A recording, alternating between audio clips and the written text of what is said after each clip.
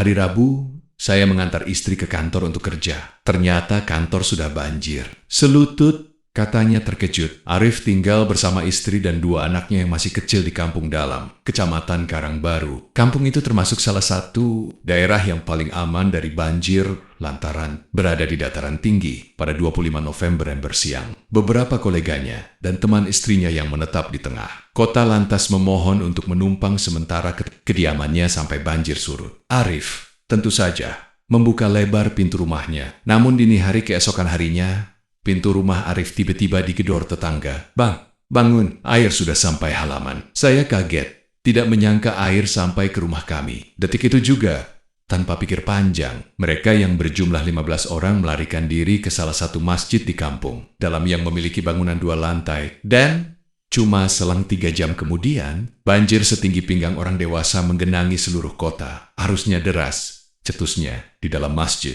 kata Arif. Kira-kira ada 500 orang, mulai dari anak-anak, orang dewasa, lansia, dan seorang perempuan yang sedang mengandung dan akhirnya melahirkan di dalam masjid. Arif semula berpikir dengan mengungsi ke masjid bakal mendapatkan bantuan, sebab di sanalah orang-orang berkumpul. Tapi 3 hari mengungsi di masjid, tak ada bantuan apapun yang datang. Yang ada, banjir sudah merangsek masuk ke lantai bawah masjid, mungkin sekitar 1 meter lagi. Banjir sudah masuk ke lantai kedua, bisa dibayangkan. Kalau di jalanan berarti banjir setinggi 3 meter. Ucapnya dengan nada putus asa. Apalagi di kampung bawah, di pesisir, dari sampai 6 meter. Arif melihat dengan kedua matanya. Banjir menenggelamkan seisi kota. Rumah-rumah dari kayu dan seng hanyut terseret banjir. Sementara itu, anaknya sudah merengek kelaparan. Anak-anak saya sudah kehausan. Kelaparan karena di masjid tidak ada sumber air bersih. Jadi kami berebut air minum dan makan, ujarnya. Nekat menerobos banjir demi air minum. Sabtu 29/11 pagi, Arif nekat menerobos banjir setinggi 1,5 meter. Sambil berenang, dia dan beberapa kawannya kembali ke rumahnya. Saya ingat di rumah ada tong toren, air yang bisa untuk minum anak-anak, ungkapnya. Jadi saya isi air ke botol. Saya kembali ke masjid. Siangnya banjir mulai surut kira-kira sepinggang orang dewasa. Dari situlah, Arif dan teman-temannya memberanikan diri pulang ke rumah. Karena saya tahu ada stok air di rumah. Saya ajak teman-teman yang lain, 15 orang itu dari masjid untuk ke rumah saja. Tidur di atas rumah. 2 malam kami tidur di loteng. Karena mau evakuasi kemanapun nggak bisa. Rumah sakit banjir. Chaos semua, katanya. Arif, keluarganya, dan belasan koleganya mengungsi ke masjid. Dari lantai 2 masjid, warga menyaksikan banjir menenggelamkan rame-rama dan kendaraan. Arif, keluarganya, dan belasan koleganya mengungsi ke masjid. Dari lantai 2 masjid, warga menyaksikan banjir menenggelamkan rame-rama dan kendaraan. Untuk makan,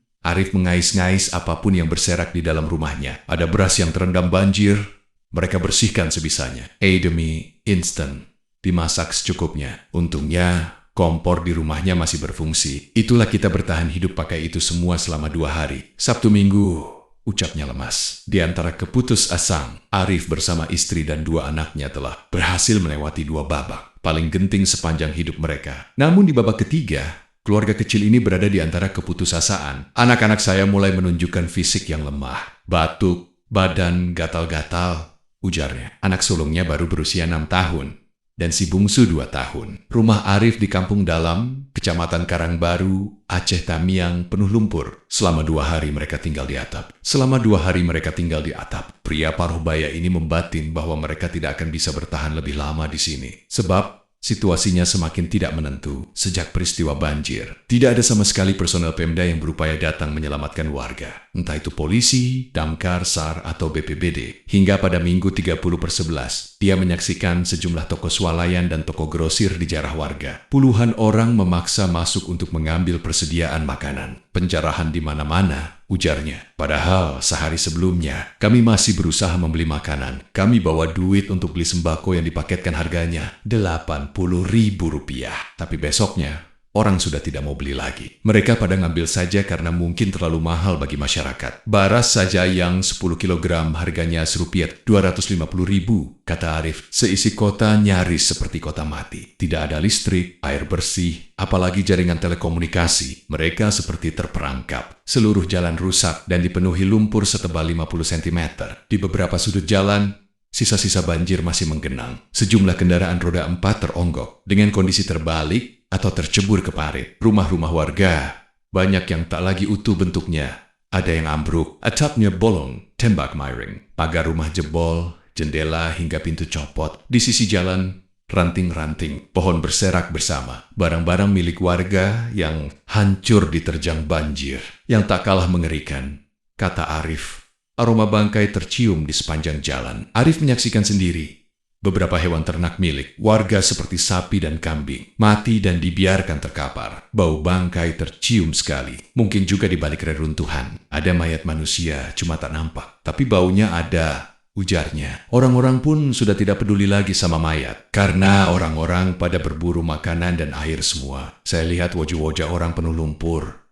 Pada bingung semua kita di jalanan. Seperti kota mati. Kalau orang bilang kayak kota zombie, ucapnya. Jika malam datang, seisi kota gelap gulita. Tak ada orang yang berani berkeliaran di jalan. Namun, saat matahari nampak, warga berhamburan di jalan. Tetapi nggak tahu mau ngapain. Berharap aja ada makanan, kata Arif. Ada secercah harapan. Entah bagaimana, kata Arif. Suami seorang temannya sampai ke Aceh Tamiang pada Minggu 30/11 sore dengan niat untuk menjemput. Pertanyaan saya, kok bisa bapak ini datang ke Aceh? Tamiang padahal jalan terputus, katanya membatin. Jadi bapak ini bercerita kalau dia jalan kaki dari perbatasan Aceh Sumut selama 3 hari. Kemudian naik perahu ke Kuala Simpang, lalu jalan kaki ke rumah saya. Cerita bapak itu bagi Arif bagai secercah harapan untuk keluar dari keputusasaan. Ia pun berniat memboyong anaknya ke Medan, tempat tinggal mertua sang istri, bagaimanapun caranya. Maka esoknya, dia bersama 15 orang rekannya memutuskan mencari informasi ke pasar Kuala Simpang yang kala itu sedang kacau-kacaunya. Mereka berjalan kaki sejauh 2 kilometer. Sesampainya di kota Kuala Simpang, dia dapat informasi bahwa ada jalur laut yang bisa ditempuh dengan kapal nelayan ke Kecamatan Pangkalan Susu di Kabupaten Langkat, Sumatera Utara. Mereka lantas bertanya soal ongkos dan segala macam. Ternyata satu orang itu dikenakan biaya Rp 150.000.